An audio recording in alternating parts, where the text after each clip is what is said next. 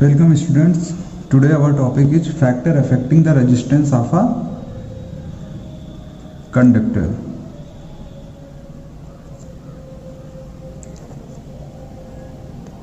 Factor affecting the resistance of a conductor. ऐसी कौन कौन सी चीज़ें हैं जिस पे रेजिस्टेंस डिपेंड्स होता है या उनके बदलने से रेजिस्टेंस क्या हो सकता है, चेंज हो सकता है। तो इस टॉपिक को समझाने से पहले आपको ये दिमाग में रख के चलना है कि कोई भी जो वायर होता है, वायर के हमेशा सरफेस पे चार्ज फ्लो होता है, ना कि वायर के अंदर। तो जो भी इलेक्ट्रॉन फ्लो होगा वो हमेशा क्या होगा, वायर के सरफेस पे होता है, ना कि वायर के अंदर फ्लो होता है। तो बहुत सारी ऐसी चीज़ें हैं जिस पे रेजिस्टेंस डिपेंड होता है, तो एक एक करके हम इस पर डिस्कशन करेंगे। So it is found that resistance of a conductor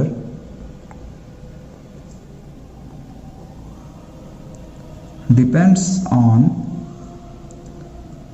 following. Number 1, देखिए नंबर 1 ये है कि जो रेजिस्टेंस होता है वो वायर के लेंथ के डायरेक्टली प्रोपोर्शनल होता है। देखिए रेजिस्टेंस एक तरह का क्या होता है, रुकावट होता है, हिंड्रेंस होता है। जैसे कि सड़क पे अगर आप बाइक या कार चला रहे हो तो उसके रास्ते में जो पड़ने वाले गड्ढे होते हैं वो एक तरह से बाइक या कार के लिए रेजिस्टेंस का काम करते हैं। तो जितनी लंबी सड़क होगी उतने ही ज़्यादा गड्ढे आपको मिलते चले जाएंगे। तो किसी इलेक्ट्रॉन के लिए, अगर इलेक्ट्रॉन को हम व्हीकल मान ले तो वायर क्या होगा, एक तरह से उसके लिए सड़क होगी। तो जितनी लंबी सड़क उतना ही ज़्यादा रेजिस्टेंस, तो जितना बड़ा वायर उतना ही ज़्यादा रेजिस्टेंस मिलेगा। तो हम क्या कह सकते हैं कि the resistance is directly proportional to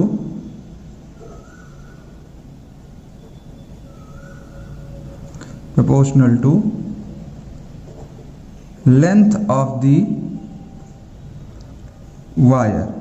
यहाँ पे डायरेक्टली प्रोपोर्शनल का मतलब ये होता है कि अगर एक चीज़ बढ़ रही है तो दूसरा भी बढ़े, एक इंक्रीज हो रहा है तो दूसरा इंक्रीज हो, तो क्या बोलेंगे हम उसे, डायरेक्टली प्रोपोर्शनल। जैसे कि अगर हम देखें कि अगर हम वेलोसिटी ज़्यादा करते हैं किसी गाड़ी की तो वो ज़्यादा दूरी तक भी जाता है।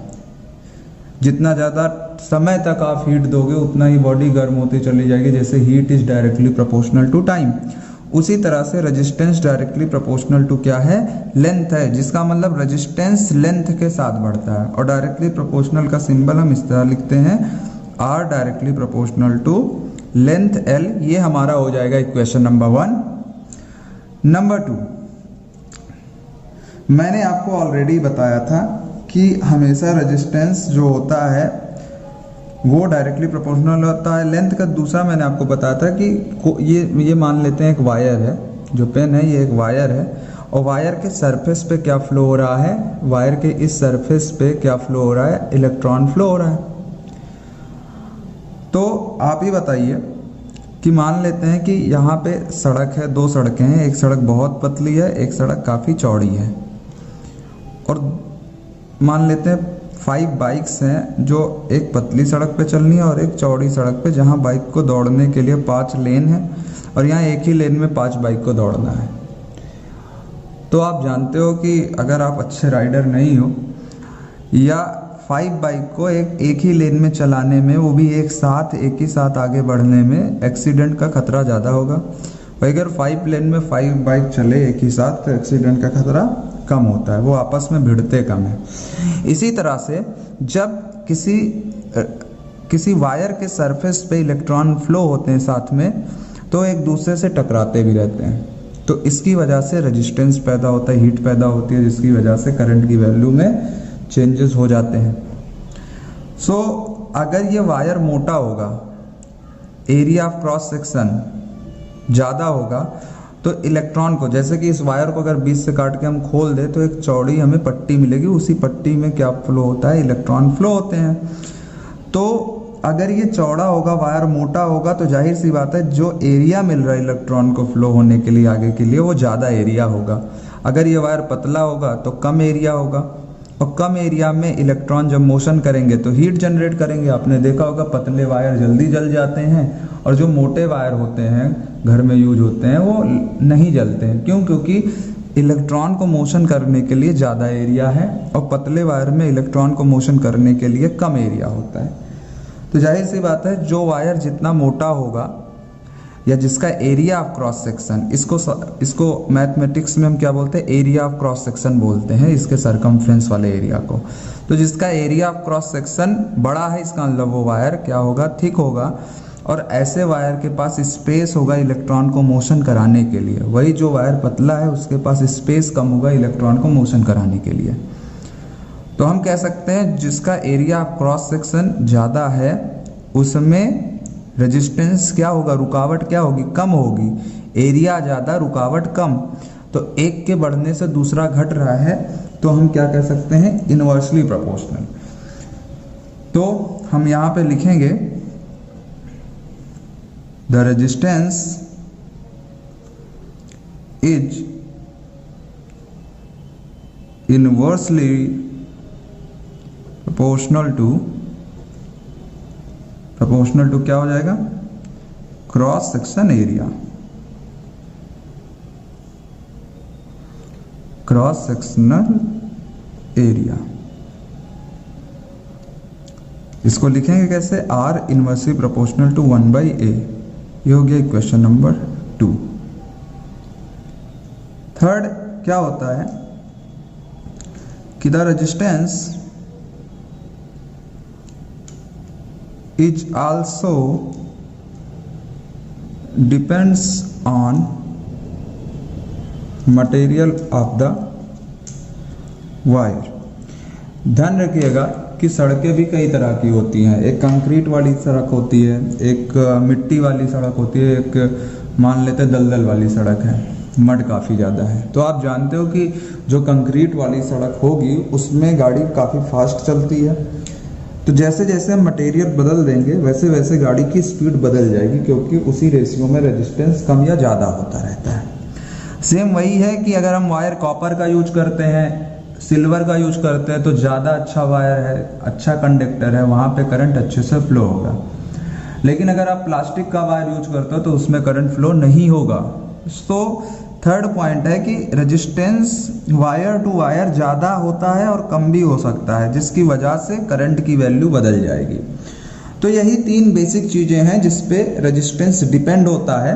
एक है लेंथ ऑफ द वायर, दूसरा है area of cross section of the wire, और तीसरा है मटेरियल ऑफ द वायर। सो इन तीनों में हम इक्वेशन 2 से बनाएंगे। तो from equation first and second, equation first and second से आप कह सकते हो कि R directly proportional to L/A, जहाँ पे L क्या है, लेंथ है, और A क्या है, एरिया ऑफ क्रॉस सेक्शन है। क्योंकि प्रोपोर्शनल लगाए तो हम इसे हटाएंगे, तो R इज इक्वल टू क्या है, कांस्टेंट आएगा रो L/A, जहाँ पर where rho is a constant. Rho एक क्या होता है, कांस्टेंट होता है। इसे कहते हैं रेजिस्टिविटी ऑफ द मटेरियल। तो हमें एक फार्मूला मिल गया, R is equal to rho L/A, जहां पे L क्या है, लेंथ है,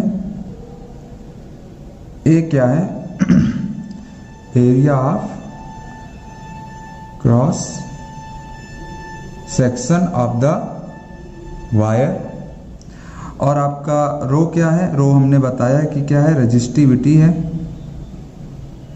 रो क्या है, रेजिस्टिविटी, और आपका R क्या होगा, रेजिस्टेंस होगा।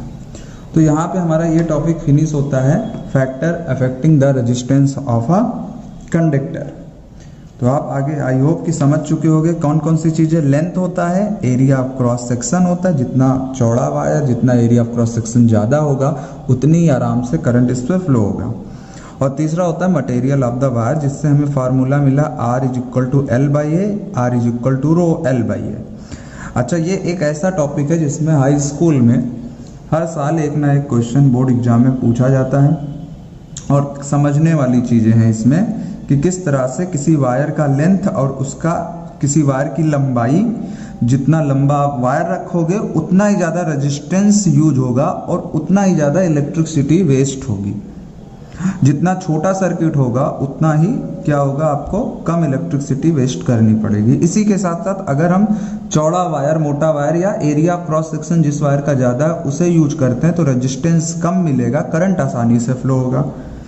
और इसका एक फार्मूला बना जहाँ पे क्या होता है R is equal to rho L by A, जहाँ पे रो रजिस्टिविटी है और रो क्या होगा, ऑलवेज कांस्टेंट। ये हमेशा क्या होता है, कांस्टेंट होता है। अगले वीडियो में हम ये रजिस्टिविटी रो की बात करेंगे। Thank you.